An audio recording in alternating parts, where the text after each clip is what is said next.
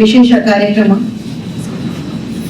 ಯಾಕೆಂತ ಹೇಳಿದ್ರೆ ಸಾಮಾನ್ಯವಾಗಿ ನ್ಯಾಯಾಲಯಕ್ಕೆ ಸಂಪರ್ಕಕ್ಕೆ ಬರುವವರು, ನ್ಯಾಯಾಲಯಕ್ಕೆ ಕೋರ್ಟಿಗೆ ಬರುವವರು ವಕೀಲರು ಮಾತ್ರ ಇರ್ತಾರೆ. ಅವರು ಕಾನೂನಿನ ಪರಿಣತಿಯನ್ನು ಹೊಂದಿರ್ತಾರೆ, ರಿಜಿಸ್ಟರ್ಡ್ ಅಡ್ವೊಕೇಟ್ ಪ್ರಾಕ್ಟೀಷನರ್ಸ್ ಆಗಿರ್ತಾರೆ. ಅವರನ್ನು ಹೊರತುಪಡಿಸಿ ನ್ಯಾಯಾಲಯಕ್ಕೆ ಬಂದು ವಾದ ಮಂಡಿಸಬೇಕು ಅಂತ ಹೇಳಿದ್ರೆ ಪಾರ್ಟಿ ಇನ್ ಪರ್ಸನ್ ಅಷ್ಟು ಬರ್ತಾರೆ. ಲೇಬರ್ ಕೋರ್ಟ್ ಅಂತ ಮ್ಯಾಟರ್ಗಳಲ್ಲಾದ್ರೆ ರೆಪ್ರೆಸೆಂಟೇಟಿವ್ಸ್ ಬರ್ತಾರೆ, ಅದು with the permission of the court. Family ಕೋರ್ಟಿಗೂ ಅಷ್ಟೇ, with the permission of the court ವಕೀಲರು ಹಾಜರಾಗಬೇಕಾಗುತ್ತೆ. ವಕೀಲರು ಸಹ ರೆಸ್ಟ್ರಿಕ್ಷನ್ಸ್ ಇದೆ. ಇಲ್ಲಿ ಪ್ಯಾರಾಲೀಗಲ್ ವಾಲಂಟಿಯರ್ಸ್ ಆದ್ರೆ ನೀವು ಸ್ವಯಂ ಸೇವಕರು, ಅಂದ್ರೆ ನೀವು ವಾಲಂಟರಿಯಾಗಿ ಸೇವೆ ಮಾಡ್ತೀನಿ ಅಂತ ಮುಂದೆ ಬಂದ ವ್ಯಕ್ತಿಗಳಾಗಿದ್ದೀರಿ.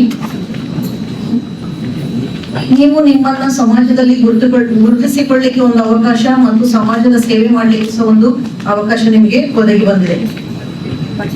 ಪ್ಯಾರಾಲೀಗಲ್ ವಾಲಂಟಿಯರ್ಸ್ ಆಗಿ ನೀವು ಇಲ್ಲಿ ಏನು ನೀವು ಟ್ರೈನಿಂಗ್ ಪಡಿತೀರಿ, 2 ದಿನ, ಇವತ್ತು ಮತ್ತು ನಾಳೆ ಕಾರ್ಯಕ್ರಮ ಇದೆ. ನುರಿತ ಸಂಪನ್ಮೂಲ ವ್ಯಕ್ತಿಗಳು ನಿಮಗೆ ಮಾರ್ಗದರ್ಶನ ನೀಡ್ತಾರೆ. ಈ ಸಂದರ್ಭದಲ್ಲಿ ಅವ್ರು ಹೇಳೋದನ್ನ ನೀವು ಕೇಳ್ಕೊಂಡು ವಿವಿಧ ಇಲಾಖೆಯವರು ನಿಮಗೆ ತರಬೇತಿ ಕೊಡ್ತಾರೆ, ಸೈಕಾಲಜಿಸ್ಟ್ ಬರ್ತಾರೆ, ಡಾಕ್ಟರ್ಸ್ ಬರ್ತಾರೆ. ಇವರೆಲ್ಲರ ಮಾತುಗಳನ್ನ ಕೇಳಿಕೊಂಡು ನಿಮಗೆ ಏನಾದ್ರೂ ಸಂಶಯಗಳಿದ್ರೆ ಅಲ್ಲದೆ ಪರಿಹರಿಸಿಕೊಂಡು ನೀವು ನಿಮ್ಮ ಸೇವೆಗೆ ತೊಡಗಬೇಕಾಗುತ್ತೆ. ಈಗ ನಾವು ಒಂದು ಸಮಯದಲ್ಲಿ ಹೇಳ್ತಾ ಇದ್ವಿ ಭಾರತ ಹಳ್ಳಿಗಳ ರಾಷ್ಟ್ರ ಅಂತ. ಎಲ್ಲ ಕಡೆ ಹಳ್ಳಿಗಳು, ಈಗ ಹಳ್ಳಿಗಳು ಡೆವಲಪ್ ಆಗಿದೆ, ಎಲ್ಲ ಕಡೆ ಟೆಕ್ನಾಲಜಿ ರೀಚ್ ಆಗಿದೆ, ವಿವಿಧ ಸ್ಕೀಮ್ಗಳನ್ನು ಸರ್ಕಾರ ಹೊರಡಿಸಿದೆ, ವಿವಿಧ ವ್ಯವಸ್ಥೆಗಳಿದೆ. ಹಾಗಾಗಿ ಆ ವ್ಯವಸ್ಥೆಗಳನ್ನ ಮತ್ತೆ ಸವಲತ್ತುಗಳನ್ನ ಪ್ರತಿಯೊಬ್ಬ ನಾಗರಿಕನಿಗೆ ಮುಟ್ತಾ ಇದೆಯೋ ಅಥವಾ ಅನ್ನೋದನ್ನ ನೀವು ಗಮನಿಸಬೇಕು. ಅಥವಾ ಯಾರಿಗೆ ಸವಲತ್ತುಗಳು ಮುಟ್ತಾ ಇಲ್ಲ ಅಂತವರಿಗೆ ನೀವು ಈ ಸವಲತ್ತುಗಳು ಇದೆ, ಇದನ್ನ ನೀವು ಪಡ್ಕೊಳ್ಬೇಕು ಅನ್ನೋದನ್ನ ನೀವು ಹೇಳಬೇಕು. ಮೆಡಿಕಲ್ ಫೀಲ್ಡ್ ನಲ್ಲಿ ಆಗಿರ್ಬೋದು, ಒಬ್ಬ ಒಂದು ವಿಲೇಜ್ ನಲ್ಲಿ ಅಥವಾ ಯಾವುದೋ ಒಂದು ವ್ಯಕ್ತಿ ಅನಾರೋಗ್ಯಕ್ಕೆ ತುತ್ತಾಗಿದ್ರೆ ಅವನಿಗೆ ಯಾವ ಡಾಕ್ಟರ್ನ ಅಪ್ರೋಚ್ ಮಾಡಬೇಕು ಅಂತ ಗೊತ್ತಾಗದೇ ಇರುವಂತಹ ಸಂದರ್ಭಗಳಿರ್ಬೋದು. ಅಂತ ಸಂದರ್ಭದಲ್ಲಿ ಏನಾಗುತ್ತೆ, ರಾಂಗ್ ಡಾಕ್ಟರ್ ಅಂದ್ರೆ ಅವ್ರು ಸ್ಪೆಷಲಿಸ್ಟ್ ಇರೋದಿಲ್ಲ ಪರ್ಟಿಕ್ಯುಲರ್ ಡಿಸೀಸ್ಗೆ, ಬೇರೆ ಯಾವುದೋ ಡಾಕ್ಟರ್ಸ್ ಹತ್ರ ಹೋಗ್ಬಿಡ್ತಾರೆ, ಅಲ್ಲಿಂದ ಅವ್ರು ರೆಫರ್ ಮಾಡಿ ಇನ್ನೊಂದು ಡಾಕ್ಟರ್ ಹತ್ರ ಕಳಿಸ್ತಾರೆ. ಇಷ್ಟೆಲ್ಲ ಆಗುವಾಗ ಪ್ರೋಸೆಸ್ ನಲ್ಲಿ ವಿಳಂಬ ಆಗುತ್ತೆ. ಆ ರೀತಿ ವಿಳಂಬ ಆಗದ ರೀತಿಯಲ್ಲಿ ನೀವು ಅವರನ್ನ ನೇರವಾಗಿ ಯಾವ ರೋಗಕ್ಕೆ ಯಾವ ತಜ್ಞರಿದ್ದಾರೆ ಅವರಿಗೆ ಸಂಪರ್ಕ ಮಾಡಿ ಕೊಟ್ಬಿಟ್ರೆ ಅವರನ್ನು ಜೀವ ಉಳಿಸಿದಂಗೆ ಆಗುತ್ತೆ. ಅವ್ರಿಗೆ ಒಳ್ಳೆಯ ಟೈಮ್ ನಲ್ಲಿ ಅವರಿಗೊಂದು ಏನು ಟ್ರೀಟ್ಮೆಂಟ್ ಸಿಗದಾಗುತ್ತೆ, ಚಿಕಿತ್ಸೆಗೊಳಗಾಗಿ ರೋಗಿ ಬೇಗ ಗುಣಮುಖ ಆಗ್ತಾನೆ. ಇದು ದೈಹಿಕ ಆರೋಗ್ಯ. ಮಾನಸಿಕ ಆರೋಗ್ಯ ಅಂತ ಬಂದಾಗ ಕೆಲವರಿಗೆ ನಾವು ಸಮಾಜದಲ್ಲಿ ನೋಡ್ತಾ ಇದ್ದೀವಿ, ಮಾನಸಿಕ ಆರೋಗ್ಯ ಅನಾರೋಗ್ಯ ಇದೆ ಅಂತ ಗೊತ್ತಾಗದ ರೀತಿಯಲ್ಲಿ ಅವ್ರು ಇರ್ತಾರೆ. ಯಾಕಂದ್ರೆ ಅವರ ಪ್ರಕಾರ ಅವ್ರು ತುಂಬಾ ಹೆಲ್ದಿ ಅಂತ ಅನ್ಕೊಂಡಿರ್ತಾರೆ. ಅವರಿಗೆ ನೀವುಗಳು ಹೋಗಿ ನಿನಗೆ ಮಾನಸಿಕ ಅನಾರೋಗ್ಯ ಇದೆ ಅಂತ ಅವ್ರ ಮನೆಯವರಾಗ್ಲಿ ಅಕ್ಕಪಕ್ಕದವರಲ್ಲಿ ಬಂಧುಗಳು ಹೇಳಿದ್ರೆ ಅವರು ಕೇಳಿಸೋದಿಲ್ಲ ಅಥವಾ ತಿಳ್ಕೊಳ್ಳೋದಿಲ್ಲ, ಅದು ಅರ್ಥ ಮಾಡ್ಕೊಳ್ಳೋದಿಲ್ಲ. ಅಂತವ್ರನ್ನು ಸಹ ನೀವು ಗಮನದಲ್ಲಿ ಇಟ್ಟುಕೊಂಡು ಅವರ ಮನವೊಲಿಸಿ ಅವರನ್ನು ನೀವು ಕಾನ್ಫಿಡೆನ್ಸ್ಗೆ ತಗೊಂಡು ಅವರಿಗೆ ಕೌನ್ಸಿಲಿಂಗ್ ಮಾಡುವಂತ ವ್ಯವಸ್ಥೆಯನ್ನ ಮಾಡುವ ಅವಕಾಶ ನಿಮಗೆ ಸಿಗುತ್ತೆ. ಮತ್ತು ನಾವು ಸೈಕ್ಯಾಟ್ರಿಸ್ಟ್ ಇರ್ಬೋದು, ಸೈಕಾಲಜಿಸ್ಟ್ ಇರ್ಬೋದು, ಅವರ ಹತ್ರ ತಗೊಂಡೋಗಿ ಬಿಡುವಂತ ಒಂದು ಅವಕಾಶ ನಿಮಗೆ ಪ್ಯಾರಾಲೀಗಲ್ ವಾಲಂಟಿಯರ್ಸ್ಗೆ ಸಿಗುತ್ತೆ. ಆಮೇಲೆ ನೀವು ನೋಡಿದಿರಿ, ನಮ್ಮ ಸರ್ಕಾರದಿಂದ ಕೇಂದ್ರ ಸರ್ಕಾರ ಇರ್ಬೋದು, ರಾಜ್ಯ ಸರ್ಕಾರ ಇರ್ಬೋದು, ಅದರಲ್ಲಿ ಬಹಳಷ್ಟು ಸ್ಕೀಮ್ಗಳನ್ನು ಮಾಡಿರ್ತಾರೆ. ಆದ್ರೆ ಅದರ ಬೆನಿಫಿಟ್ಸ್ ಕೆಲವರಿಗೆ ತಲುಪೋದಿಲ್ಲ. ಅಂತವರನ್ನ ನೀವು ಗುರುತಿಸಿ ಅಂತವರಿಗೆ ಈ ಬೆನಿಫಿಟ್ ಸಿಗುವಂತೆ ಮಾಡುವಂತ ಜವಾಬ್ದಾರಿ ಪ್ಯಾರಾಲೀಗಲ್ ವಾಲಂಟಿಯರ್ಸ್ ಇದೆ ಅಂತ ತಿಳಿಸಿದರೆ, ಕಳೆದ ವರ್ಷ ಕೂಡ ಇದೇ ತರ ಕಾರ್ಯಕ್ರಮ ಮಾಡಿದ್ದೇವೆ. ಮುಖ್ಯವಾಗಿ ಮೇಡಮ್ ಪ್ರಕಾರ ನಮ್ದು ಡೆಮೋಕ್ರಸಿಯಲ್ಲಿ ಹೈಯೆಸ್ಟ್ ಪ್ರಕರಣಗಳು ಇವತ್ತು ಸೊಸೈಟಿಯಲ್ಲಿ ಜಾಸ್ತಿ ಅಸೆಟ್ ಸಂಬಂಧಪಟ್ಟಂತೆ ಪ್ರಕರಣಗಳು ಬರುತ್ತವೆ ಮತ್ತು ಮಹಿಳೆಯರು ಮಕ್ಕಳಿಗೆ ಸಂಬಂಧಪಟ್ಟಂತ ಅಫೆನ್ಸ್ಗಳು ಬರ್ತವೆ. ಮತ್ತು ಕನಿಷ್ಠ ಇವತ್ತು ಒಬ್ಬ ವ್ಯಕ್ತಿಗೆ ಮೂಲಭೂತ ಸೌಕರ್ಯಗಳು ಏನು ಕ್ರಾಸ್ ರೂಟ್ ಅಲ್ಲಿ ಅವರಿಗೆ ಸರ್ಕಾರದ ಸ್ಕೀಮ್ಗಳಾಗಿರ್ತದೆ, ಆ ಒಂದು ಯೋಜನೆಗಳು ಸಿಗ್ಲಾರದಂತ ಪ್ರಕರಣಗಳು. 2 ಪಾಯಿಂಟ್ ಅಲ್ಲಿ ಹೇಳ್ಬೇಕಾದ್ರೆ, ಇದು ಡಿಸೆಂಟ್ರಲೈಸೇಷನ್ ಆಫ್ ಜುಡಿಷಿಯಲ್ ಅಂತ ಏನು ಒಂದು ನ್ಯಾಯಾಲಯದ ವಿಕೇಂದ್ರೀಕರಣದ ಒಂದು ನಿಮ್ಗೆ ಸಿಗ್ತಕ್ಕಂತ ಒಂದು ಕರ್ತವ್ಯ. ತಾವು ನಿಮ್ಮ ವ್ಯಾಪ್ತಿಯಲ್ಲಿ ಬರ್ತಕ್ಕಂತ ಯಾವುದೇ ಪ್ರಕರಣಗಳು ಸಿಸ್ಟಮ್ ಗೊತ್ತಿರ್ತವೆ. ಒಂದು ಡಿಸ್ಟ್ರಿಕ್ಟ್ ಆದ್ಮೇಲೆ ಯಾವ ಸ್ಕೀಮ್ಗಳು ಯಾವ ಆಫೀಸಿಗೆ ಬರ್ತವೆ ಮತ್ತು ಯಾರಿಗೆ ಯಾವ ತರ ಅನ್ಯಾಯ ಪ್ರಕರಣ ಆಗಿದೆ, ನಾವು ಯಾವ ತರ ಇವ್ರನ್ನ ಲಿಂಕೇಜ್ ಕೊಡ್ಬೇಕು. ಸೊ ಹಾಗಾಗಿ ಇಲ್ಲಿ ತಾವು ಪ್ಯಾರಾಲೀಗಲ್ ವಾಲಂಟಿಯರ್ಸ್ ಏನಿದ್ರೆ ಪ್ರಕರಣಗಳ ಆಧಾರದ ಮೇಲೆ ಎಕ್ಸಾಂಪಲ್ ನಮ್ಮ ಬಾಲ್ಯಗಳಾಗಿರ್ಬೋದು, ಚೈಲ್ಡ್ ಅಬ್ಯೂಸ್ ಆಗಿರ್ಬೋದು, ಹರಾಸ್ಮೆಂಟ್ ಆಗಿರ್ಬೋದು, ಡೊಮೆಸ್ಟಿಕ್ ಆಗಿರ್ಬೋದು, ಬಾಲಕಾರ್ಮಿಕತೆ ಆಗಿರ್ಬೋದು, ಪೋಕ್ಸೋ ಆಗಿರ್ಬೋದು, ಈ ಪ್ರಕರಣಗಳಿಗೆ ತಾವು ಲಿಂಕೇಜ್ ಕೊಡ್ಬೇಕು. ಅದು ಲಿಂಕೇಜ್ ಅಂದ್ರೆ ಒಂದ್ ವೇಳೆ ಘಟನೆ ಆಗಲಿಕ್ಕೆ ಪೂರ್ವದಲ್ಲಿ ನಮ್ಗೆ ಇಂಟಿಮೇಷನ್ ಕೊಡ್ಬೇಕು, ನಾವು ಪ್ರೊಹಿಬಿಷನ್ ಮಾಡ್ಬೇಕು.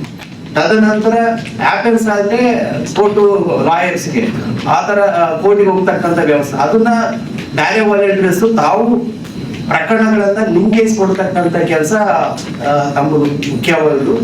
ಮೇಡಮ್ ಹೇಳಿದ್ರೆ ನಿಮ್ಮಲ್ಲಿ ನಿಮ್ಗೆ ವೇತನ ಆಗಿರ್ಬೋದು, ಬೇರೆ ರೀತಿಯಿಂದ ಆಗಿರ್ಬೋದು, ಲೀಡರ್ಶಿಪ್ ಬರುತ್ತೆ ಸೊಸೈಟಿಯಲ್ಲಿ. ತಾವು ಎಕ್ಸಾಂಪಲ್ ನಾವೇ ಒಬ್ಬ ವಕೀಲ ವೃತ್ತಿ ಪಡ್ಬೇಕಾದ್ರೆ 3 ವರ್ಷಗಳ ಕಾಲ ಒಂದು ಪದವಿ ಒಂದು ಅಂಗೀಕೃತ ವಿಶ್ವವಿದ್ಯಾಲಯದಿಂದ ಅಥವಾ ಕಾಲೇಜಿನಿಂದ ಪದವಿಪಡುತ್ತೆ. ಆದ್ರೆ ಕಾನೂನು ಸೇವಾ ಪ್ರಾಧಿಕಾರನೇ ನಿಮ್ಗೆ ಡಿಪ್ಲೊಮಾ ಕೋರ್ಸ್ ತರ ನಿಮ್ಗೆ ಅಸೈನ್ ಮಾಡಿದೆ.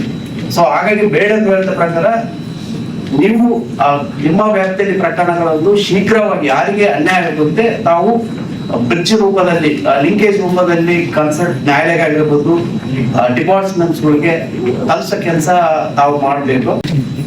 ಸ್ನೇಹಿತರೆ, ಈ ನಾನು 20-25 ವರ್ಷದ ಹಿಂದೆ ನೋಡಿದ್ದ DLACಗೂ ಈಗ ಇರುವಂತಹ DLACಗೂ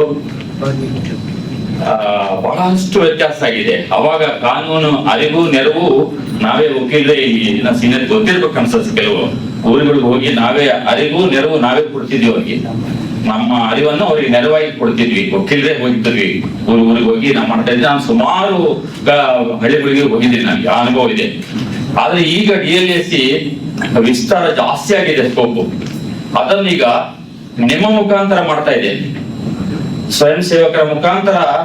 ನೀವು ಇಲ್ಲಿ 2 ವಿಷಯಗಳು, ಅರಿವು ಮತ್ತು ನೆರವು. ಅರಿವು ನಿಮಗೆ, ನೆರವು ಅವರಿಗೆ. ಅಂದ್ರೆ ನೀವು ಕಾನೂನಿನ ಅರಿವು ನಿಮಗೆ ಕೊಡ್ತಾರೆ, ನೀವು ಸಾಮಾನ್ಯರಿಗೆ ನೆರವು ಕೊಡ್ತೀರಾ. ಅದು ಕೂಡ ಅರಿವು ನೆರವು ಕೂಡ ಈಗ ನೋಡಿ ನಿಮ್ಗೆ ಕೊಟ್ಟಿದ್ದಾರೆ. ನಿಮ್ಗೊಂದು ಅವಕಾಶ ಇದು. ನಾನು ಹೋದ ವರ್ಷನೂ ಹೇಳಿದೀನಿ, ನಿಮ್ಗೆ ಸ್ವಯಂ ಸೇವಕರಾಗಿ ಬಂದಿದ್ದೀರಿ ನೀವು. ಅಂದ್ರೆ ನಿಮ್ಮ ಎಲ್ಲಾ ಕೆಲಸ ಕಾರ್ಯಗಳು, ಕುಟುಂಬ ಎಲ್ಲ ಜವಾಬ್ದಾರಿಗಳು ಇದ್ರೂ ಸಹ ನೀವು ಸ್ವಯಂ ಸೇವಕರಾಗಿ ಬಂದಿದ್ದೀರಲ್ಲ, ಇದಕ್ಕೂ ನನ್ನ ನಮಸ್ಕಾರಗಳು. ಯಾಕಂತಂದ್ರೆ ನೀವು ಇದನ್ನು ತೊಡಗಿಸ್ಕೊಂತಾ ಇದ್ರಿ, ಅದಕ್ಕೂ ನಿಜವಾಗಿಯೂ ಧನ್ಯವಾದಗಳು. ನೀವು ಇದರಲ್ಲಿ ಸೇವೆ ಮಾಡಬೇಕು ಅಂತ ಸೇವೆ ಮನೋಭಾವ ಇದೆ, ಅದಕ್ಕೂ ಮತ್ತೊಮ್ಮೆ ವಂದನೆಗಳು. ಈ ಸೇವೆಯಲ್ಲಿ ಅದನ್ನು ತೊಡಗಿಸ್ಕೊಂಡು ಸೇವೆ ಮಾಡ್ಬೇಕು. ತೊಡಗಿಸ್ಕೊಂಡು ಸೇವೆ ಮಾಡಿದ್ರೆ ಅದಕ್ಕೂ ಫಲ ಸಿಗುತ್ತೆ. ನೀವು ಇಲ್ಲಿ ಏನು ಕಾನೂನು ಅರಿವು ಕೊಡ್ತಾರಲ್ಲ 2 ದಿವಸ, ಆ ಅರಿವು ಅದನ್ನು ನೀವು ತೊಡಗಿಸ್ಕೊಂಡು ಅದನ್ನು ಕೇಳಬೇಕು, ಪಡಿಬೇಕು. ನೀವು ಅದನ್ನು ಅವರು ಜನರಿಗೆ ತಲುಪಿಸ್ಬೇಕು. ಆಗ ಇದಕ್ಕೂ ಸರ್ಕಾರದವರು ಮತ್ತು ನಮ್ಮ DLAC ಅವರು ಮಾಡುವಂತಕ್ಕೆ ಸಾರ್ಥಕ ಸಿಗುತ್ತೆ. ನೀವು ತೊಡಗಿಸ್ಕೊಂಡು ಮಾಡಿದ್ರೆ ಮಾತ್ರ ಸಾರ್ಥಕ ಸಿಗುತ್ತೆ. ಹಾಗಾಗಿ ನಾನು ಸ್ವಯಂ ಸೇವಕರಲ್ಲಿ ಎಲ್ಲರಲ್ಲಿ ಕಳಕಳಿ ವಿನಂತಿ ಏನಂತಂದ್ರೆ, ಈ 2 ದಿವಸ ತಾವು ತೊಡಗಿಸ್ಕೊಂಡು ಕಾನೂನಿನ ಅರಿವನ್ನು ಪಡೆಯಿರಿ. ಈ ಅರಿವನ್ನು ಸಾಮಾನ್ಯರಿಗೆ ನೆರವಾಗಿ ಕೊಡ್ರಿ ಅಂತ ನನ್ನ ಕಳಕಳಿಯ ವಿನಂತಿ. ಅದೇ ರೀತಿ ಸಾರ್ ಮತ್ತು